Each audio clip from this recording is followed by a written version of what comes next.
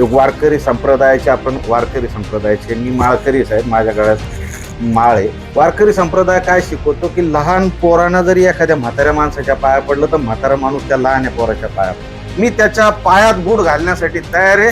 त्या माणसाने जर समाजासाठी जर त्याग करत असेल तर मी त्याच्या पाया पडायला तयार आहे. आयुष्यभर रोज सकाळ संध्याकाळ त्याचा फोटो घरात लावायला तयार आहे. तुमचे जुने सहकारी म्हणतात की त्यांना पोटात पाय घालून देणारे, सॉक्स घालणारे असे माणसं जवळ लागतात.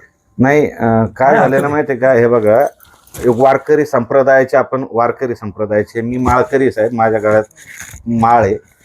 वारकरी संप्रदाय काय शिकवतो की लहान पोरांना जरी एखाद्या म्हाताऱ्या माणसाच्या पाया पडलं तर म्हातारा माणूस त्या लहान पोराच्या पाया पडतो. आपण वारकरी संप्रदायाचे, आपण संत तुकाराम महाराज ह्या याच्यातले आहेत, माऊलींच्या याच्यात आहे. तर वारकरी संप्रदाय जर ते शिकवतो आणि मोठ्या व्यक्तीच्या, म्हणजे एक दिवसाच्या जरी मोठा असला तर पाया पडल्या जातं. मनोज जरांगे पाटील माझ्यापेक्षा 12-13 वर्षांनी मोठे, मी स्वतः त्यांच्या पायावी पडतो. त्यांना वागता येत नाही, त्यांच्या शरीराची चाळणी झालेली आहे, त्यांना वागता येत नाही. ठीक आहे ना, मी बी बूट घालून देऊ शकतो, काय अडचण आहे यार. कारण मराठ्यांचा, ही परिस्थिती आहे, ऐका ना, मराठ्यांचा एक जर नेता, जे आम्ही 17-18 वर्षापासून कार्य, ऐका ना सर, 17-18 वर्षापासून जे समाजाचं आम्ही काम करतोय, आम्हाला महत्वाचं काय की मराठा जातीचं तेज निर्माण झालं पाहिजे. आणि जो कोणी निर्माण करील मी त्याच्या पायात बूट घालण्यासाठी तयार आहे. त्या माणसाने जर समाजासाठी जर त्याग करत असेल तर मी त्याच्या पाया पडायला तयार आहे. आयुष्यभर रोज सकाळ संध्याकाळ त्याचा फोटो घरात लावायला तयार आहे.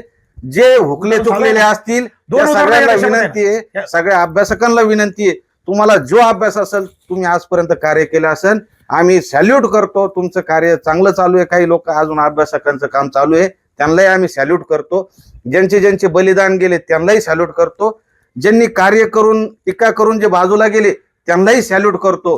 पण मी जसं रवींद्र काळे पाटलांशी आमची चर्चा झाली, परवा मनोज दादांशी यांची चर्चा झाली, मी भाऊला हे तिथून आल्यानंतर यांचा जो कम्युनिकेशन गॅप होता, मतभेद होते, मनभेद नव्हते, मनभेद यांचे उलगडले. जेव्हा दादांशी चर्चा केली, काल आमची चर्चा झाली, त्यांना म्हणलं, भाऊ आपल्याला पुन्हा ते मराठ्याचं गौरव निर्माण करायचंय, आपला योद्धा लढतोय, त्यांच्यासारखंच आपलं बी कार्य आहे, आपल्यासारखं त्यांचं कार्य आहे. फक्त आज ते लीड करतायत, लोक त्यांच्या भावना ऐकतात, आपण त्यांच्या पाठीशी राहिलं पाहिजे. हा हे झालं. त्यामुळे ही तुमची पत्रकार परिषद घेतोय. जे कोणी नाराज झालेले असतील त्या सगळ्यांच्या पायाला हात लावून मी आज विनंती करतो की सगळ्यांनी कृपया मराठ्यांच्या पाठीशी उभं राहा. मला